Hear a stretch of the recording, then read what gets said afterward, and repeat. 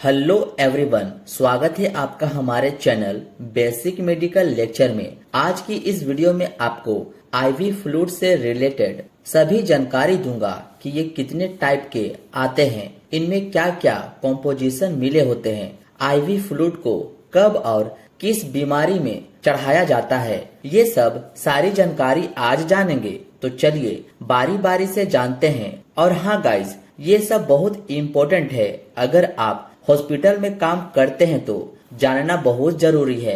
मैं जो भी बताऊंगा गाइज, आप स्क्रीनशॉट लेते चलना और वीडियो को पूरा जरूर देखना, ताकि आपका आईवी फ्लूइड से रिलेटेड सारे डाउट खत्म हो सके। पहले दोस्तों इंट्रोडक्शन से शुरू करते हैं कि आईवी फ्लूइड क्या होता है और आईवी फ्लूइड में कौन कौन से फ्लूइड आते हैं। देखो, आईवी फ्लूइड क्या होता है समझो। Full form of IV fluid is intravenous fluid which is directly inject in veins. IV fluid को इंट्रावेनस फ्लूइड भी कहा जाता है। इन्हें सीधे वेन के अंदर लगाया जाता है। अब जानते हैं ये कितने प्रकार के आते हैं। तो पहला एनएस। एनएस का मतलब होता है नॉर्मल सलाइन। ये क्या होता है, कितने परसेंट सलाइन पाया जाता है, इसमें क्या कॉम्पोजिशन पाया जाता है, किसी पेशेंट को कितना चढ़ाया जाता है, ये सब आगे अच्छे से बात करेंगे। दूसरा डीएनएस, डेक्सट्रोज नॉर्मल सलाइन। तीसरा आरएल, रिंगर लैक्टेट सॉल्यूशन। और चौथा D5, D10, D25 सॉल्यूशन। और पांचवा मैनिटोल सॉल्यूशन। देखो, जरूरी नहीं है आप लोग किसी स्पेशल रीजन के वजह से इसको पढ़ोगे। देखो, अगर ये आप पढ़ोगे तो आपको मेडिकल का नॉलेज होगा। बस आप इस वीडियो को पूरा देखें, आपको एक एक चीजों के बारे में मैं समझाता हूँ। सबसे पहले बात करते हैं एनएस यानी कि नॉर्मल सलाइन, जो कि इस तरह की बोतल होती है। तो इसमें क्या कॉम्पोजिशन पाए जाते हैं वो कॉम्पोजिशन समझो। 0.9% NaCl, सोडियम क्लोराइड। देखो, बोतल तो 100 ml का भी आता है, 500 ml का भी आता है और 1000 ml का भी आता है। जैसा कि आप इस इमेज में देख पा रहे हैं, इसके अंदर दोस्तों 0.9% NaCl होता है। NaCl क्या होता है? NaCl का मतलब सोडियम क्लोराइड है, जो कि नमक का एक फॉर्म है। इसको आप नमक का पानी कह सकते हैं, क्योंकि इसमें हल्का सा NaCl यानी कि नमक पाया जाता है, इसलिए ये थोड़ा साल्टी होता है। इसका आप स्क्रीनशॉट ले लो, फिर मैं आगे बढ़ता हूँ। अब बात करते हैं कि ये जो नॉर्मल सलाइन है, इसका यूज क्या है, किस किस कंडीशन में यूज किया जाता है। तो पहला डिहाइड्रेशन, पानी की कमी होने पर। जब कोई व्यक्ति डिहाइड्रेटेड है, डिहाइड्रेशन का मतलब पानी की कमी। अब पानी की कमी क्यों आ जाती है? तो किसी व्यक्ति को लूज मोशन हो गया, वोमिटिंग यानी कि उल्टी हो गया, कोई व्यक्ति बहुत ज्यादा धूप में काम कर रहा है जिसके कारण हीट स्ट्रोक हो गया। ये सब कारणों से हमारे शरीर में पानी की कमी आ जाती है। तो इस कंडीशन में हम लोग एनएस का यूज करते हैं। दूसरा वुंड वॉशिंग, घाव को धोने के लिए एनएस का यूज दोस्तों घाव साफ करने में भी किया जाता है, ताकि कोई डस्ट या ऑर्गेनिज्म हट जाए उस घाव या चोट की जगह से। तीसरा डाइल्यूशन ऑफ इंजेक्शन, इंजेक्शन मिलाने के लिए एनएस का यूज इंजेक्शन मिलाने के लिए भी किया जाता है। जैसा कि आप देखे होंगे, कोई इंजेक्शन पाउडर में आता है, तो वैसे में एनएस डाइल्यूट करके पेशेंट को देने में यूज किया जाता है। चौथा मेंटेन वाटर बैलेंस, पानी की कमी को पूरा करने के लिए, हमारे शरीर में पानी की बैलेंस बनाने के लिए इसका यूज किया जाता है। आई होप आपको एनएस का यूज समझ आया होगा। अब इसका स्क्रीनशॉट ले लो आप। अब बात करते हैं डोज ऑफ एनएस। एनएस का नॉर्मल डोज क्या है, मरीज को कितना देना होता है वो देख लेते हैं। Dose of normal saline is completely depend on patient condition in disease. दोस्तों, नॉर्मल सलाइन कितना देना है यह मरीज के अवस्था एवं उसकी बीमारी पर निर्भर करता है कि मरीज को क्या बीमारी है, उसकी अवस्था क्या है, 1 बोतल पानी चढ़ानी है या 2 बोतल, यह डॉक्टर पेशेंट के बीमारी के अनुसार चढ़ाने को कहते हैं। फिर भी मरीज को लगभग 2000 से 3000 ml 24 घंटे के अंदर दे सकते हैं, ये चीज ध्यान रखना। अब इसमें नोट करने वाली बात यह है दोस्तों, इसमें सबसे ज्यादा महत्वपूर्ण एक बात आपको समझना बहुत जरूरी है। यदि किसी व्यक्ति को ब्लड प्रेशर की समस्या है तो यह एनएस नहीं देना चाहिए, ये आप जरूर से जरूर ध्यान में रखना। अब क्यों नहीं देनी चाहिए? क्योंकि एनएस में रहता है सोडियम क्लोराइड यानी कि एनएस। अगर इसको किसी हाई ब्लड प्रेशर वाले व्यक्ति को चढ़ा देंगे तो सोडियम क्लोराइड के कारण उसका बीपी और बढ़ जाएगा। आपने देखा होगा किसी का बीपी लो होता है तो उसे नमक और शक्कर का घोल पिलाने को कहते हैं कि पी ले, बीपी बढ़ जाएगा। और जिसका पहले से बढ़ा है उसे एनएस चढ़ा दिया, यानी कि आप उसे तो नमक का पानी दे ही दिए, इस कारण उसको बीपी और बढ़ जाएगा। इसलिए यह बात आप ध्यान में रखना, हाई ब्लड प्रेशर वालों को एनएस नहीं चढ़ाना है। इसलिए एनएस चढ़ाने से पहले पेशेंट का बीपी चेक कर लेना चाहिए। अब इसका आप स्क्रीनशॉट ले लो, फिर मैं आगे बढ़ता हूँ। नेक्स्ट जो बोतल आती है वो है डीएनएस, डेक्सट्रोज नॉर्मल सलाइन। अब ये डेक्सट्रोज क्या है?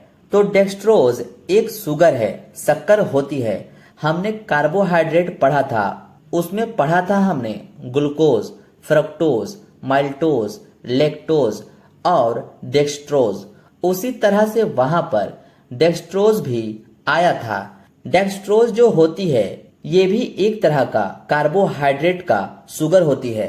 अब इसका कॉम्पोजिशन जान लेते हैं।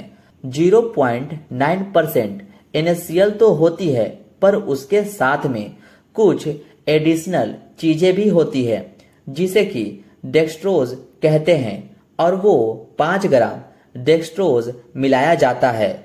2 तरह की बोतल आती है, 500 ml की और 1000 ml की। ठीक है, ये दोनों तरह की बोतल हम लोग यूज करते हैं और ये मरीज के कंडीशन पर डिपेंड करता है कि किसको कौन सी बोतल चढ़ानी है। बस आपको ध्यान में यह रखना है कि इसका कॉम्पोजिशन डेक्सट्रोज होता है। अब आप इसका भी स्क्रीनशॉट ले लें, फिर मैं यूज ऑफ डीएनएस का बात करूंगा। अब बात करते हैं use of DNS. Dextrose normal saline का यूज क्या है, आप इसको कहां कहां यूज कर सकते हैं? डिहाइड्रेशन, जब हमारे शरीर में पानी की कमी हो जाती है तब यूज कर सकते हैं।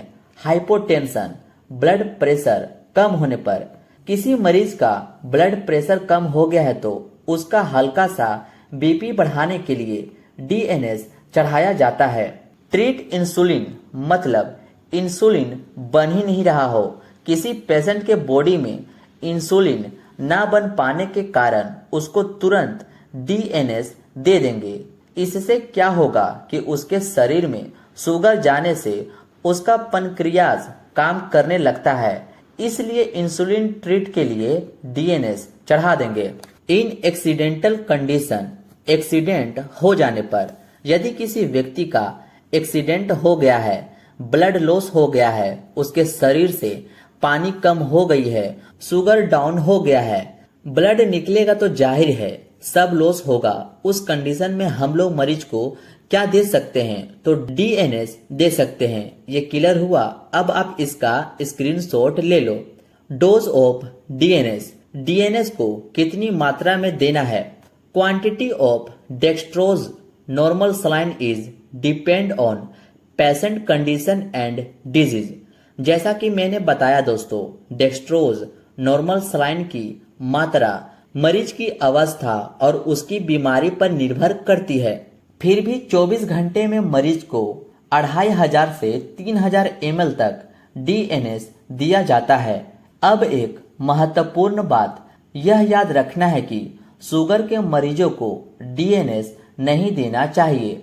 क्यों नहीं देना चाहिए? क्योंकि डीएनएस में ऑलरेडी शुगर की मात्रा पाई जाती है, इसलिए डीएनएस किसी भी डायबिटीज पेशेंट को नहीं चढ़ाना है, ये आप याद रखना। RL Ringer lactate. अब जानते हैं आरएल में क्या पाया जाता है। Composition: it is mixture of electrolyte in which present sodium chloride, potassium chloride, sodium lactate.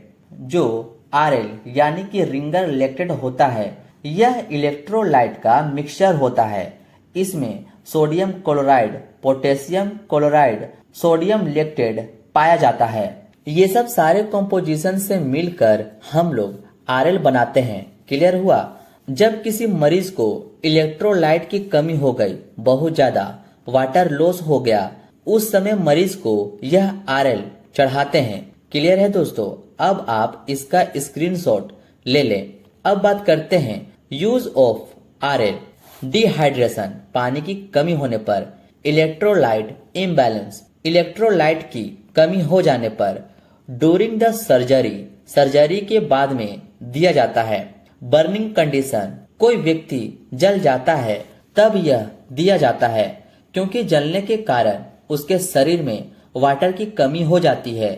जाहिर है वाटर लॉस होने से इलेक्ट्रोलाइट भी कम हो जाता है, तो बर्निंग पेशेंट को आरएल देते हैं। न्यूट्रिशनल डिफिशियंसी, कुपोषण हो जाने पर, कोई बच्चा का न्यूट्रिशन कम हो जाता है तो उसे आरएल देना होता है। हाइपोटेंशन, ब्लड प्रेशर का कम होने पर, किसी व्यक्ति का बीपी बहुत कम हो गया हो तब हम यह आरएल दे सकते हैं। It is suitable for diabetes patient, यह दोस्तों शुगर के मरीजों को दे सकते हैं। देखो पहले समझो, कोई मरीज आया, उसके शरीर में पानी की कमी है और उसको डायबिटीज भी है, तो ऐसे में हम थोड़े ना उसको एनएस या डीएनएस चढ़ा देंगे, नहीं ना। तो वैसे पेशेंट को जिसको डिहाइड्रेशन हो और साथ में शुगर भी हो तो हम उसे आरएल दे सकते हैं, क्योंकि आरएल में शुगर नहीं होता है, इसलिए डायबिटीज वाले पेशेंट के लिए आरएल सुटेबल होता है। क्लियर है? अब आप इसका स्क्रीनशॉट ले लें। Dose of RL is depend on patient condition and disease. Ringer lactate कितना देना है यह मरीज की अवस्था और बीमारी पर निर्भर करता है, फिर भी इसको 500 ml से लेकर 1000 ml तक 24 घंटों में मरीज को दिया जा सकता है। कॉम्पोजिशन क्या पाया जाता है? D5 5 ग्राम डेक्सट्रोज इन 100 ml। देखो जो D5 आती है उसके अंदर 5 ग्राम डेक्सट्रोज 100 ml के अंदर होता है। जो दोस्तों 100 ml की बोतल आती है उसके अंदर 5 ग्राम डेक्सट्रोज पाया जाता है। डेक्सट्रोज तो मैंने बताया ही था, शुगर को कहते हैं। उसी तरह दोस्तों D10 जो आती है उसके अंदर 10 ग्राम डेक्सट्रोज होता है 100 ml की बोतल में। किसी की शुगर बहुत कम है उसे D10 दे दो, किसी की बहुत ज्यादा ही कम है तो उसे D25 दे दे। ये देने से उसका शुगर लेवल तुरंत ऊपर आ जाएगा। ये तीनों बोतल का यूज मरीज के कंडीशन के अनुसार हम लोग देते हैं। क्लियर है दोस्तों? ये जो बोतल में डी दिया हुआ है ये डेक्सट्रोज को प्रेजेंट कर रहा है। ठीक है ना दोस्तों? होप सो आप समझ गए होंगे। जल्दी से इसका स्क्रीनशॉट ले लो। अब बात करते हैं यूज कि कहाँ कहाँ होता है। डिहाइड्रेशन, वीकनेस, जब किसी मरीज को बहुत ज्यादा कमजोरी लग रही है तो उसको डेक्सट्रोज की बोतल चढ़ा देते हैं। डाइजीनेस, चक्कर आने पर, जब कोई व्यक्ति को बहुत चक्कर आ रहा है तब D5 दे सकते हैं, पर हाँ ये शुगर की मरीजों को नहीं दी जाती है, इसको आप ध्यान में रखना। ठीक है? अब बात करते हैं डोज। तो दोस्तों 24 घंटों में 2000 से 3000 ml मरीज को दिया जा सकता है। अब आप इसका भी स्क्रीनशॉट ले लें। अब बढ़ते हैं आगे। अब आती है ये मैनिटोल सॉल्यूशन इस तरह की आपकी बोतल आती है जैसा कि आप देख रहे हैं। मैनिटोल सॉल्यूशन बहुत इंपॉर्टेंट है, तो इसको ध्यान से समझना आप। This is the type of diuretic solution. It's means it increase the volume of urine. Diuretic का मतलब यूरिन की मात्रा बढ़ जाना। ऐसे में व्यक्ति को पेशाब बार बार आती है। यदि किसी व्यक्ति के शरीर में पानी की मात्रा बहुत ज्यादा बढ़ गई है तो उस पानी को कहां से निकालेंगे? जाहिर है यूरिन से निकालेंगे। तो ये डायूरेटिक सॉल्यूशन चढ़ा दो मरीज को, तो वह इतनी यूरिन करेगा कि उसके शरीर से पानी की कमी हो जाएगी। समझे? तो इस मैनिटोल सॉल्यूशन का यही यूज है। यह 100 ml पानी में 20 ग्राम मैनिटोल पाया जाता है। अब आप समझ गए होंगे कि ये मैनिटोल डायूरेटिक में यूज करते हैं। किसी व्यक्ति को यूरिन कम आती है, उसके शरीर से पानी सही से निकल नहीं पा रहा है, तब ये डायूरेटिक मैनिटोल मरीज को देते हैं ताकि पेशाब के जरिए एक्स्ट्रा पानी बाहर निकल जाए। अब आप इसका स्क्रीनशॉट ले लो। उम्मीद है आपको ये वीडियो पसंद आई हो और आईवी फ्लूइड से रिलेटेड अब आपको कोई दिक्कत ना हो। मेडिकल से जुड़ी और भी वीडियो देखने के लिए इस चैनल को आप सब्सक्राइब जरूर कर लें। Thank you for watching.